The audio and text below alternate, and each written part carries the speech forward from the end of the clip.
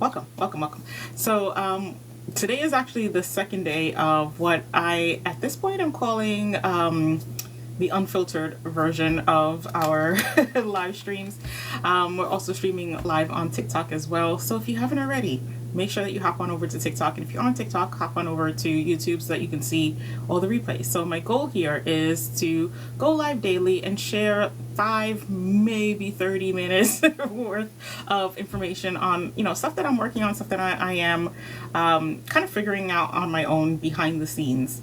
As I not just build life as an entrepreneur, as a coach, content creator, and architectural designer, but as someone who is trying herself to implement the things that I teach within the community with the goal of creating this life that is not just successful, but healthy, well-rounded.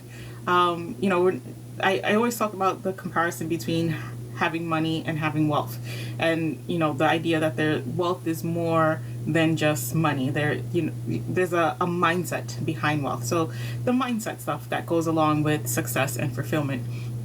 And even in fulfillment, I was saying, thinking about this the other day, when I say fulfillment, I think everything, all encompassing. But as I've started to share and talk to people, I realized that there's like a disconnect between fulfillment and success, and even wealth. Like, a lot of people will strive to be wealthy, strive to be successful, but when we start talking about fulfillment, like, how often do you hear people who are like, yeah, I aspire to live a life of fulfillment? And that's something that I'm kind of figuring out myself, because within this space we're in within this coaching program,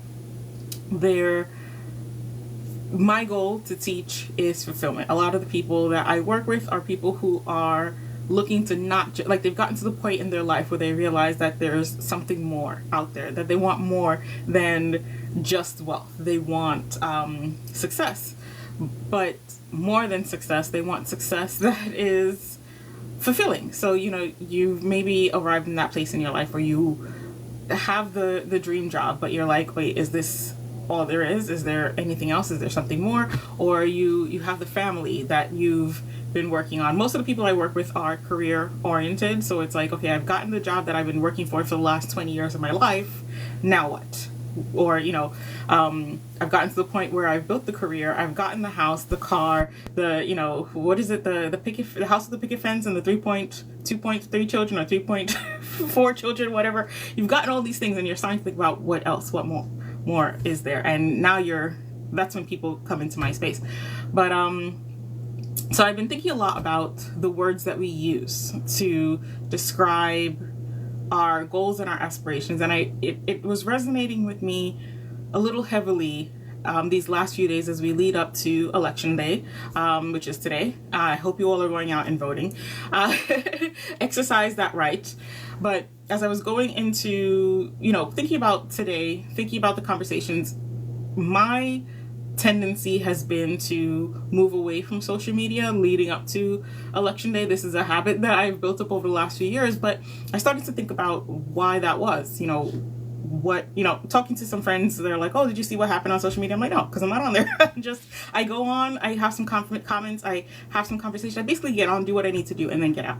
And I started to think about, why is that? And there is this thing around election day that for me has been a little difficult, because some of the conversations that are happening on social media are hurtful. They can be discouraging and hurtful. And going back to the words we use, I think that people don't realize that beyond election day, that their words, the things that they post on social media, have an impact and they resonate with people beyond election day. The things that we say about people, about communities, about just the things that we say, it has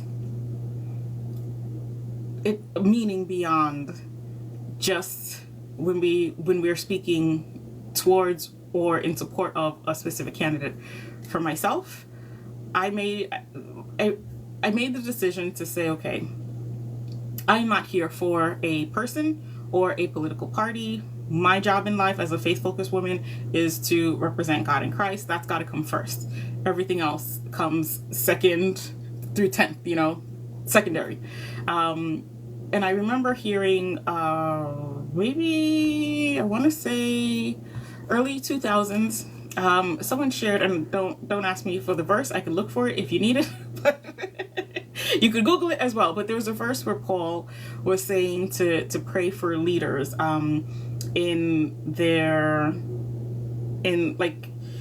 at the time that they were in, and at that time Paul was living under Nero, who was crazy, doing horrible things to people, burning people at the stake during his festivities, just all around like the worst that there could be as of a leader. And here was Paul saying, still pray for your leaders, pray for your country. And there are different verses in the Bible where it speaks about giving honor and respect to people who are in leadership. And that, at that time, I was really struggling with some things, and that was the response that was sort of some encouragement, or some direction, I should say. That was some direction that I was given. And I said, okay, yeah, that makes sense. There are positions within this country that we should respect, but not just for the position, but we should also be respectful of people. And even as I hear people saying to respect your elders and respect their political leader, it's like, yes, but when your leader is out of power, you also, that respect for the position still should remain. It shouldn't only be respect for when my party is in power. And that was something that I've been challenged with, and figuring out over the last few years. And it's come to a height again as we enter into this election. I see it's cyclical. Every 4 years, every time there's an election, I find myself pondering these things and thinking about the words, the things that I see people posting online, how you and it just made me think about how you represent yourself, right? Am I gonna be mean and hateful online during certain times of the year, and then turn around and say things that are kind and expect to be received well, right? There are people that I work with who I used to follow, because I've also learned over the last few years to be real quick with the unfollows in order to protect my mental health. So there are people that I have just cut ties with, because I felt like, first of all, how can we really be friends if that's how you feel about people who look like me or are from where I'm from? If you're going to say those things online, and, not just within a political realm, there were some things happening in society that people commented on online. And I saw these posts and I thought, okay, well, if that's how you feel about people, then how can you really call me a friend? I am one of those people you're talking about. I may not have been there or done that thing, but if you've classified us all into this group, and this is what you believe about us as a people, then I can't honestly say, like, how can we be friends? And there are still some people that I see, like, there's a post and I'm thinking, okay, is that how you really feel about me? And then I'll get a message, or I'll see them in person, and it's like, oh, how are you? Haven't seen you around. How's the family? I missed you. I'm praying for you. And I'm kind of like, why? You don't like people like me. How? I'm trying to figure these things out. So it just caused me to really become conscious of, like I said earlier, the words that I use and how I represent myself. And again, as a woman of faith, how I'm representing the people, the higher power that it is my purpose to represent. How do I show up in person and on social media? For somehow there's been like this disconnect where it's like I can post and say these things online that I wouldn't normally say in person, but it doesn't really work like that. You can't have these two personalities. You can't.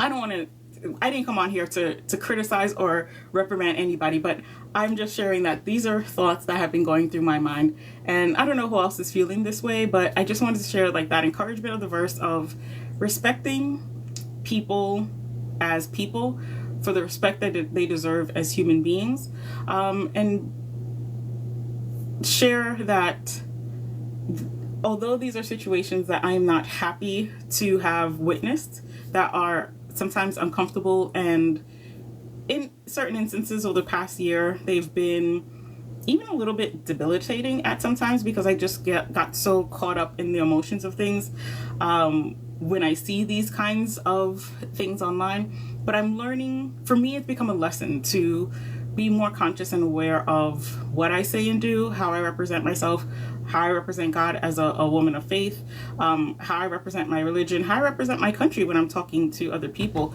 And even on that note,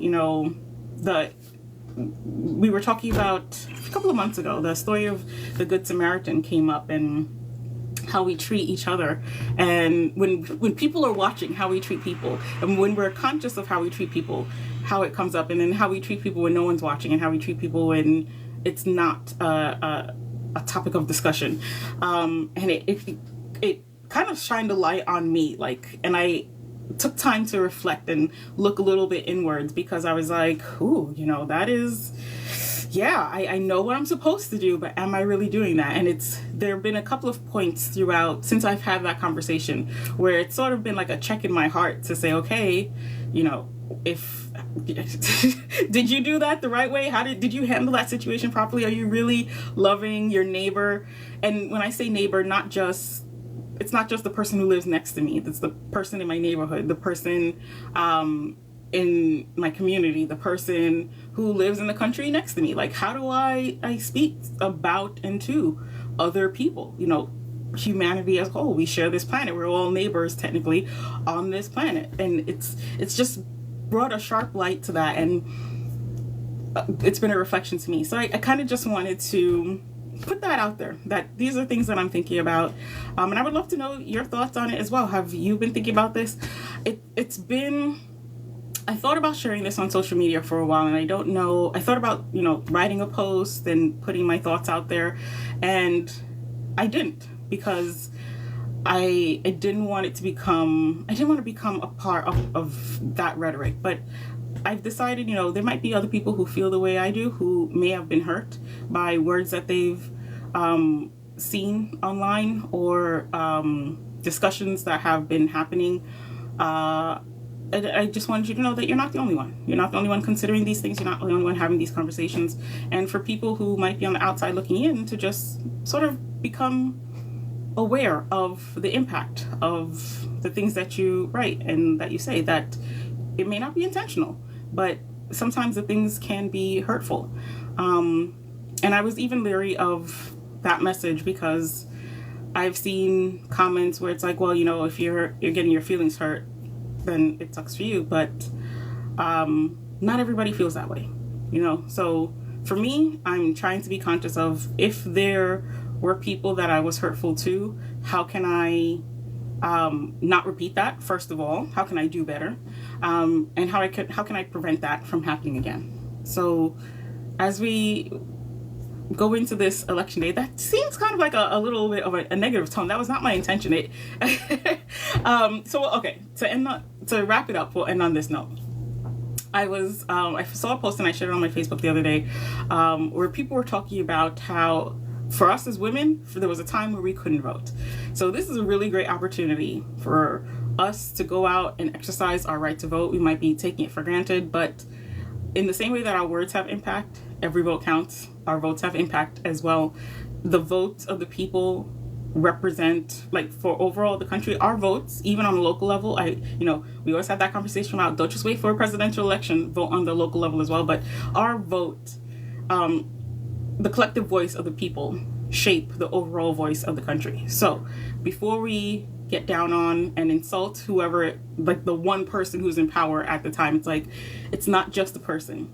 That person is there because there are people in support of that person. So the goal is for us, if we really want to make America great again, is to have unity, regardless of who's in, the single person in power, to unite and support each other as fellow Americans, to not have the divide between left and right, up and down, red and blue be so far that we can't meet in the middle to have conversations again.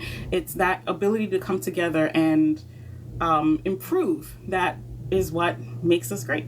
Is that what makes us a powerhouse country? That the innovation, the collaboration, of the contribution of everybody who has come here over the years from all over the place is what